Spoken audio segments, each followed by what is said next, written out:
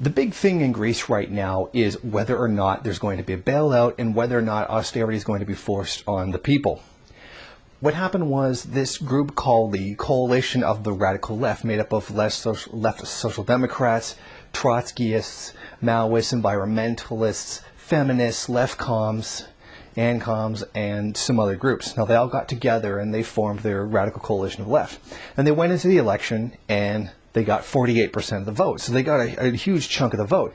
And everybody was saying, well, look, here's the awakening of the Greek workers. Here's a revolution beginning in Greece. Here's the finally first world people getting together and bringing revolution. Of course, the first thing they actually did was ally with a racist party, an anti-migrant party, in order to get a majority. So, and doing that, a terribly reactionary thing, was supported and justified by groups like Osama Project, who made the argument that this was necessary to do. So it shows once again what happens when you engage in bourgeois parliamentarism. Now, the whole thing that they were about was resisting the austerity. They're not going to accept it. They're going to come in. They're going to tell the EU that they're not going to take the austerity and they're going to return things to the working people. Well, they've now come back from the meeting where they were going to discuss that, and, well, that's not what happened. Basically, Greece is under a gigantic mountain of debt. But who do they owe this money to? Well, what's called the Troika, the European Central Bank, the International Monetary Fund, and the European Commission. And what they did was they got a gigantic bailout in order to deal with their terrible situation after the collapse in 2008. More than half of those bailout funds went not to schools and hospitals to keep them running, but actually to repay private sector debt to speculators. And in many cases, these went to German and French banks that were actually the ones that recklessly lent money to Greece in the first place, running up to the crisis.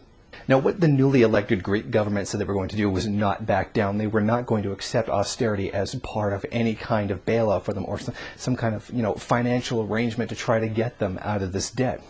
Now, what happened is that, well, they didn't exactly accept austerity.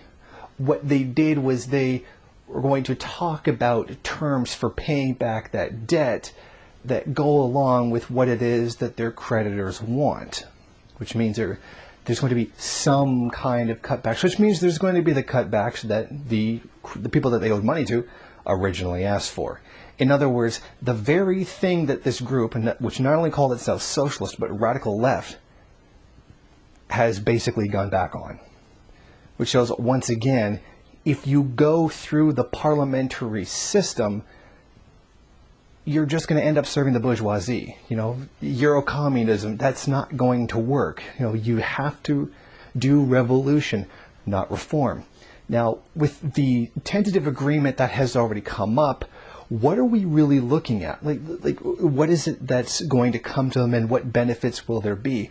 Well, in actuality, it's not unlike aid, which goes to the third world. Between the beginning of March and the end of June, the financial institution of the Eurogroup, the EFSF, will release 1.8 billion euros, while the European Central Bank will return profits that it has made on maturing Greek government bonds that it purchased in 2014 worth 1.9 billion euros. And the IMF will disperse another 3.6 billion in funds under its program of aid that lasts until April 2016. That's 7.2 billion euros. But most of that will be immediately recycled back to the Troika as repayments of debt and interest for previous loans and government bonds that are maturing. In the upcoming 4 months, the IMF must be paid back 5.3 billion, while the Greeks must also roll over short-term T-bills bought by Greek banks worth 11 billion. So the Troika aid will just disappear and the Greek people will see none of it to help with government spending. And what happens after the end of June? A new program with the Troika, if that's what Syriza decides to do, will involve yet more repayments, including 6.7 billion euros to be paid back to the European Central Bank on maturing government bonds in July alone. And with more to the IMF, it is never ending. This is just like third world aid that is used to be dispersed by the World Bank and other institution agencies back in the 1980s and 1990s. Most of this aid ended up in corrupt dictators' pockets or in repaying previous debt. The people never saw it, and the debt levels stayed where they were, as they do for Greece now. Despite a lot of the hopefulness that came out of first world people, once again it shows that these left coalition ideas just don't work. You're not going to get some kind of pan-leftist movement to fight capitalism. That's why we have a vanguard party. That's why the vanguard party is the only thing that's actually worked in bringing revolution. This shows us once again, you cannot go through bourgeois democracy expecting revolution or expecting socialism. You have to have a revolution, not reform. And this just shows once again, first world people are not revolutionary. Even when this began, a lot of first world people claimed that this was the beginning of revolution, or that this was, somehow proof that first world people can be revolutionary. Well, it's not. Greece is in like the worst time since the 1930s, which is tremendously worse than, say, Canada or the United States is right now. And even still there, with a history of being a lot more radical, they still are not revolutionary. So to expect Canadians or even Americans to be revolutionary at this time is just simply false. Revolution is not going to come from the first world. And it's over and over again, we get these little flare-ups that people think are going to be revolutionary. Like Occupy Wall Street was supposed to be at the beginning of the revolution. This isn't going to happen. Revolution needs to come from those who are truly oppressed and those who are truly exploited and suffering. And those people are in the third world.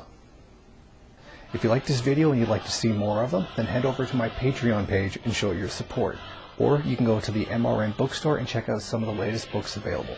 Don't forget to rate, comment, subscribe, and share on various social media.